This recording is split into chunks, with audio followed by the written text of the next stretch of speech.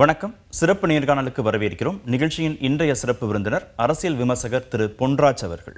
வணக்கம். வணக்கம்.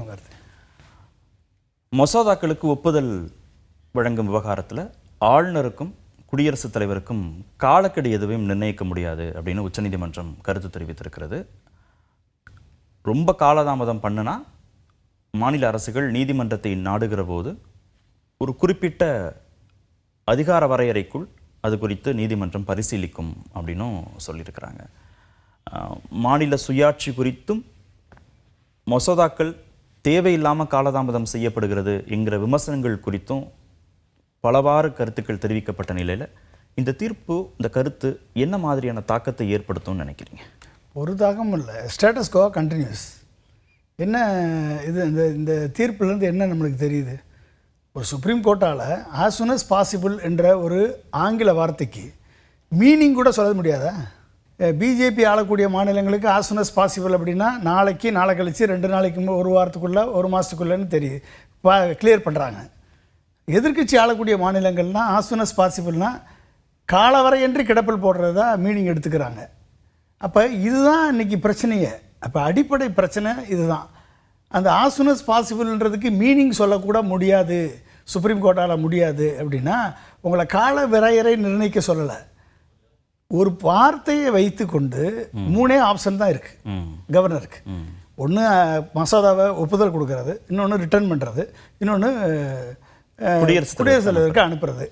மசோதாவை ஒப்புதல் கொடுக்கறது ஃபினான்ஷியல் பில் உடனே ஒப்புதல் கொடுத்தாகணும்.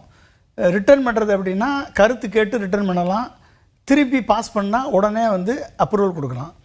மசோதாவை குடியரசுத் தலைவருக்கு அனுப்பணும் அப்படின்னா எப்போ அனுப்பலாம் அப்படின்னு ஒரு வரைமுறை இருக்குது. அந்த வரைமுறை என்னது? 2-3 சுச்சுவேஷனில் தான் அனுப்ப முடியும். எப்போ இன்டர்னல் டிஸ்டர்பன்ஸ் ஆகுதோ, எப்போ மாநில அரசனுடைய சட்டம் மத்திய அரசு சட்டத்துக்கு கான்ட்ரரியாக இருக்கோ, எப்போ அது இன்டர்ஸ்டேட் கான்ஃப்ளிக்டை உருவாக்குதோ, கன்கரண்ட் லிஸ்ட்டில் வருதோ, இப்படியெல்லாம் வந்துச்சு அப்படின்னா மட்டும்தான் குடியரசுத் தலைவருக்கு அனுப்ப முடியும். இல்லாமல் நீங்கள் 4ஆவதாக நீங்கள் இன்டெஃபினிட்டாக வச்சுருக்க முடியாது என்பது தான் அரசியல் சாசன சட்டம் சொல்லியிருக்கு. இதை புதுசாக என்ன சொல்லியிருக்கு? இப்போ சுப்ரீம் கோர்ட்டுடைய 5 நபர் ஜட்ஜஸ் பெஞ்சு என்ன கருத்து? அரசியல் சாசன அமர்வு வேறு, அரசியல் சாசன அமர்வு வேறு. நீங்கள் அரசியல் சாசனம் சொன்னது தானே சொல்லியிருக்கீங்க 4வது ஆப்ஷன் இல்லை அப்படி. 4வது ஆப்ஷன் தான் இல்லையே, அரசியல் சாசனத்திலே இல்லை 4வது ஆப்ஷன் இல்லை. ஆனால் ஆஸ் சூன் அஸ் பாசிபிள் என்ற ஒரு வார்த்தைக்கு வைத்துக்கொண்டு எதிர்க்கட்சி ஆளக்கூடிய மாநிலங்களுக்கு அதை வேறு விதமாக இன்டர்பிரட் பண்ணுறதும், காலவரையின்றி கிடப்பில் போடுவதும், இப்போ பிஜேபி ஆளக்கூடிய மாநிலங்களுக்கு ஆஸ் சூன் அஸ் பாசிபிளை உடனடியாக நிறைவேற்றுவதும் பிரசிடெண்ட்டும் ஜனாதிபதியும் செய்யக்கூடிய அதிகார அரசியல் சாசன துஷ்பிரயோகமாக பார்க்குறாங்க. அப்படி தானே பாவாங்க. அப்போ இங்கே என்ன, நீங்கள் கோஆப்ரேட்டிவ் ஃபெடரலிசம் எங்கே இருக்கீங்க? அப்போ ஃபெடரலிசத்தை அப்ஹோல்டு பண்ணக்கூடிய ஒரு கான்ஸ்டிடியூஷனை வச்சுக்கிட்டு கோஆப்ரேட்டிவ் ஃபெடரலிசத்தை நீங்கள் இம்ப்ளிமெண்ட் பண்ணுறதுக்கு தடையாக இருக்கக்கூடிய இந்த வார்த்தைக்கு ஒரு மீனிங் கூட உங்களால் சொல்ல முடியாது அப்படின்னா எப்படி மக்கள் சுப்ரீம் கோர்ட் மேலே ஒரு நம்பிக்கை வைப்பாங்க? ஏற்கனவே 2 நீதிபதிகள், உச்சநீதிமன்ற நீதிபதிகள் பிறப்பித்த உத்தரவு என்னென்னா, மசோதாக்களை காலவரையின்றிலாம் வச்சுக்க முடியாது, ஆளுநரும் குடியரசுத் தலைவரும் ஒரு காலக்கெடுவுக்குள் அதை முடிவெடுக்கணும் அப்படின்னு சொல்கிறாங்க.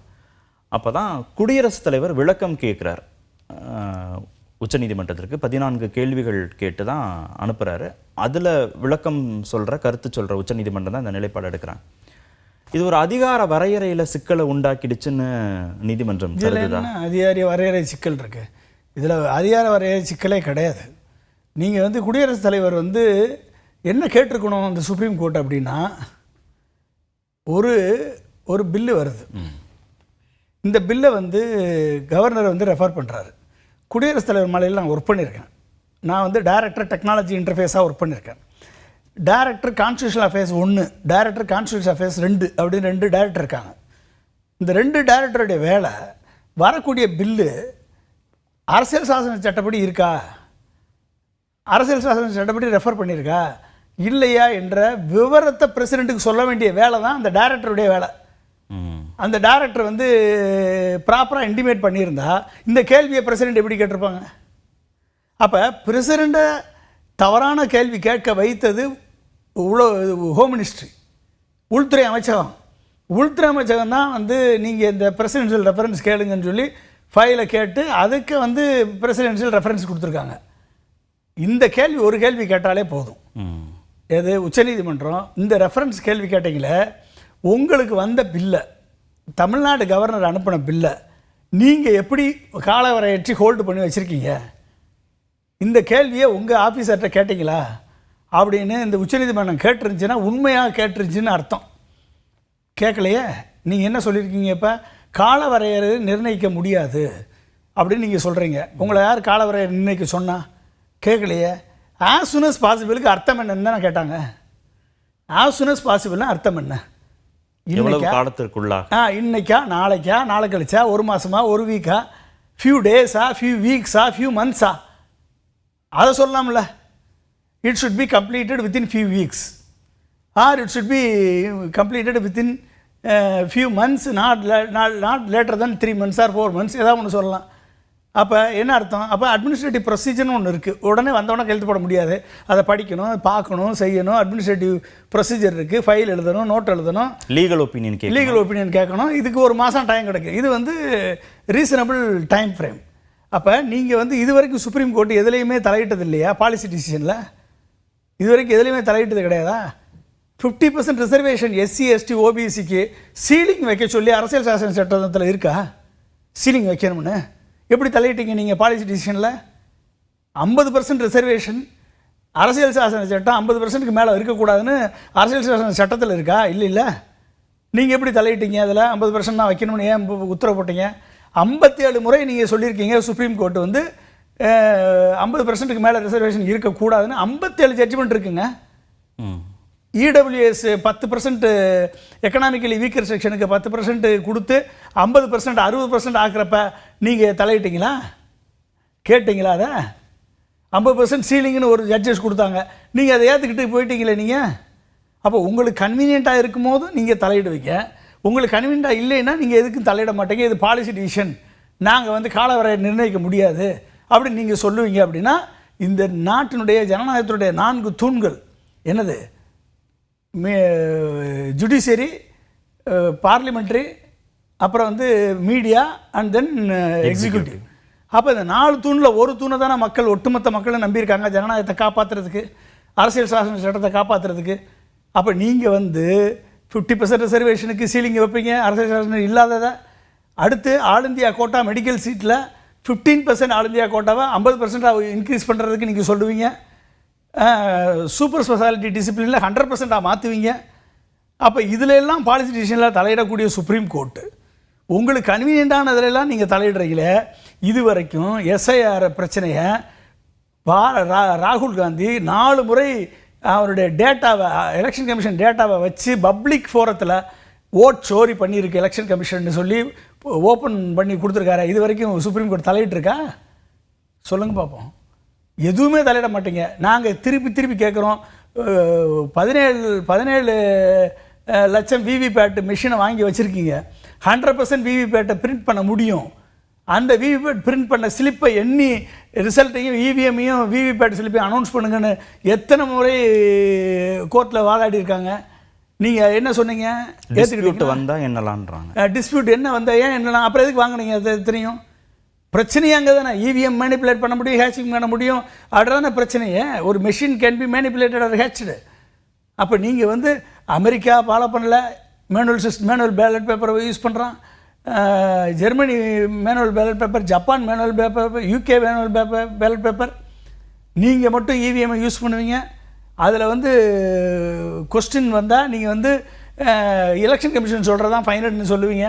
5 மணிக்கு மேலே போலிங் பெர்சன்டேஜ் ஏன்டா கூடுச்சுன்னு கேட்டால் பதில் சொல்ல மாட்டீங்க.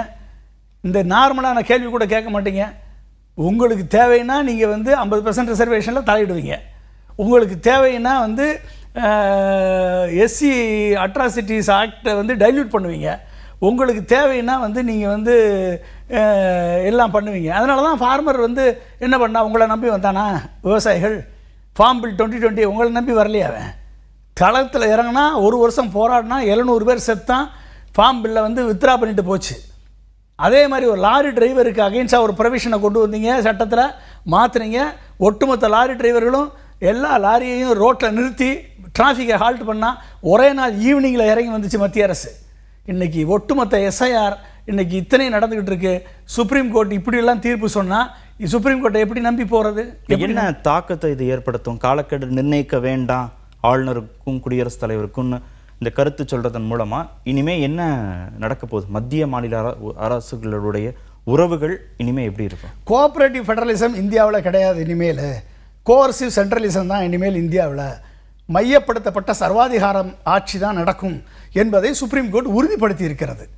இனிமேல் எதிர்க்கட்சி ஆளக்கூடிய மாநிலங்களில் கவர்னர்கள் தொடர்ந்து தங்கள் வேலையை செய்து எதிர்க்கட்சி ஆளக்கூடிய மாநிலங்களை செயல்பட விடாமல் தடுப்பார்கள் என்பதற்கு சுப்ரீம் கோர்ட் முத்திரை குத்தி தீர்ப்பு வழங்கியிருக்கிறது. அவ்வளோதான். இதுதான் ஜனநாயகம். கோஆர்சிவ் சென்ட்ரலிசம், கோஆப்ரேட்டிவ் ஃபெடரலிசம் எங்கே? பாதிக்கப்பட்டா எங்ககிட்ட வாங்கன்னு சொல்றாங்களே. ஒவ்வொருவட்டம் பட்டுட்டே இருப்பாங்க. எல்லாரும் ஒவ்வொருவட்டம் வந்துகிட்டே இருந்தா மக்களாட்சிக்கு என்னங்க அர்த்தம்? டெல்லி போயிட்டாங்க, ஏற்கனவே கேரளா போனாங்க, மேற்கு வங்கம் போனாங்க, தமிழ்நாடு போகுது. இப்போ ஒவ்வொரு வட்டமும் இந்த ஆளுநர்கள் பண்ணக்கூடிய அட்ராசிட்டிஸ் எல்லாம் ஒவ்வொரு வட்டமும் நம்ம வந்து போயிட்டே இருந்தா தேர்ந்தெடுக்கப்பட்ட மக்கள் ஓட்டு போட்டு தேர்ந்தெடுக்க என்ன அர்த்தம் இருக்கு? ஆனால் அது முதன்மையானது. 2 அதிகார மையம் இருக்க முடியாதுன்னு சொல்றாங்க. 2 அதிகார மையம் இருக்க முடியாது. நீங்களே வந்து டூயல் அதிகார மையத்தை உருவாக்கி வச்சிருக்கீங்களா? அப்புறம் எப்படி அதிகார மையம் இருக்காது? அதைத்தானே அந்த ரெண்டு பெஞ்சு ஜட்ஜு வந்து அந்த அதிகார மையத்தை தகர்த்தாங்க.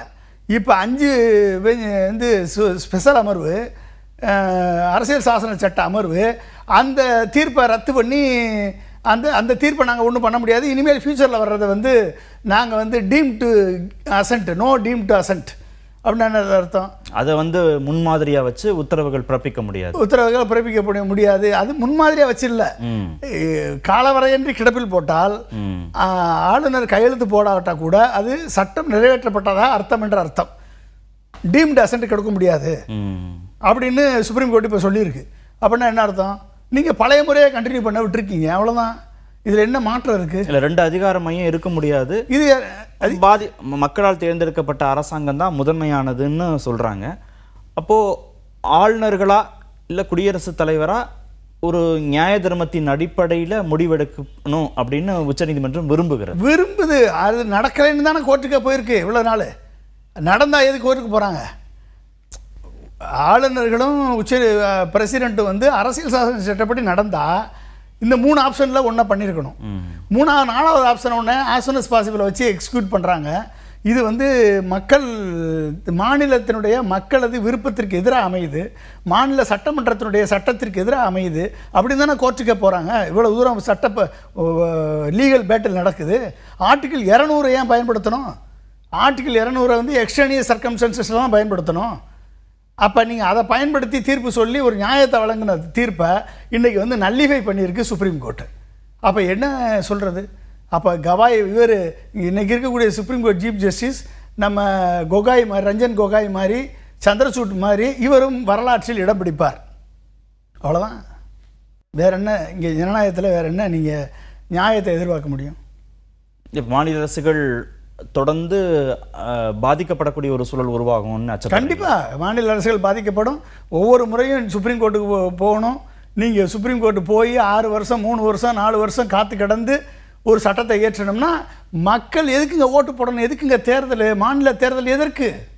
மாநிலத்தில் முதலமைச்சர் எதற்கு? மாநிலத்தில் சட்டமன்றம் எதற்கு? மாநிலத்தில் அதுக்கு என்ன மதிப்பு இருக்குது? என்ன மதிப்பு இருக்குது? 2 அதிகாரங்க மையங்கள் கூடாதுன்னு சொல்லிட்டு 2 அதிகாரங்க மையங்கள் செயல்படுவதற்கான வாய்ப்பை நீங்கள் உருவாக்கி கொடுத்துட்டு கூடாதுன்னு சொன்னால் எப்படி நடப்பாங்க? அப்படி எத்திக்கெல்லாம் நடக்கக்கூடியவங்களாம் இன்றைக்கி நம்மளை ஆள்றாங்க இல்லையே. அதை எப்படி நம்ம ஏற்றுக்கிறது? ஜனநாயகத்தில் இது பாசிபிளா? ஜனநாயக நாடாது, எப்படி இதை சொல்லுவீங்க? அப்போ இன்னொரு ஆட்சி வந்து ஒன்றியத்தில் வேறு கவர்மெண்ட் ஆட்சி வந்து இனிமேல் அதையும் எக்ஸ்பிளிசிட்டாக ஆஸ் சூன் அஸ் பாசிபிள்னா 3 மாதம்னு சட்டத்தை திருத்தினா தான் இனிமேல் நடக்கும். அரசியல் சாசனத்தை திருத்தணும், அரசியல் சாசன சட்டத்தை திருத்தணும். வேறு என்ன பண்ண முடியும்? ஏன்னா சுப்ரீம் கோர்ட் நீதிபதிகள் தேவைன்னா அவங்க உத்தரவு கொடுக்குறாங்க, தேவைன்னா அவங்க பாஸ் பண்ணுறாங்க. அவங்களுக்கு எந்த கேஸில் இன்ட்ரெஸ்ட்டாக இருக்கோ அந்த கேஸில் அவங்க தீர்ப்பு சொல்கிறாங்க, அதுக்கு சாதகமாக சொல்கிறாங்க. எந்த கேஸில் இன்ட்ரெஸ்ட் இல்லையே எங்களுக்கு தலையிட முடியாதுன்றாங்க, பாலிட்டிஷியன் சொல்கிறாங்க. இப்போ என்ன இது எப்படி அப்படி ஒரு, அதாவது ஒவ்வொரு ஜனநாயகத்தினுடைய 4 தூண்களும் தன்னை உணர்ந்து நடந்து கொண்டால், தனது கடமையை, தனது பொறுப்பை, தனது அரசியல் சாசன சட்டம் தங்களுக்கு வழங்கிய அதிகாரத்தை கரெக்டாக அப்ஹோல்டு பண்ணி நடந்தால் இந்த நாடு ஜனநாயக முறைப்படி நடக்கும். இன்றைக்கு அந்த விழுமியங்கள் கீழே தள்ளப்பட்டு ஜனநாயகத்தினுடைய விழுமியங்கள் மிதிக்கப்பட்டு சர்வாதிகாரம் தலை தூங்கி கொண்டு வருகிறது. இங்கே மையப்படுத்தப்பட்ட சர்வாதிகாரத்தினுடைய உச்சத்தில் இந்தியா இருக்கிறது. பார்க்கலாம். உச்சநீதிமன்றம் இந்த மாதிரியான கிளாரிஃபிகேஷன்ஸை கொடுப்பாங்கன்னு நாம் நம்பலாம். ஏன்னா முழுமையான தீர்ப்பு வராத நிலையில் நாம் உரையாடி இருக்கோம். முழுமையான தீர்ப்பில் என்ன முக்கியமான அம்சங்கள்லாம் சொல்லப்பட்டிருக்குன்னு பார்த்துட்டு நம்ம இன்னொரு அமர்வில் கூட விரிவாக பேசுவோம். நன்றி நிகழ்ச்சியில் பங்கேற்றதற்கு. மீண்டும் சந்திப்போம். நன்றி, வணக்கம்.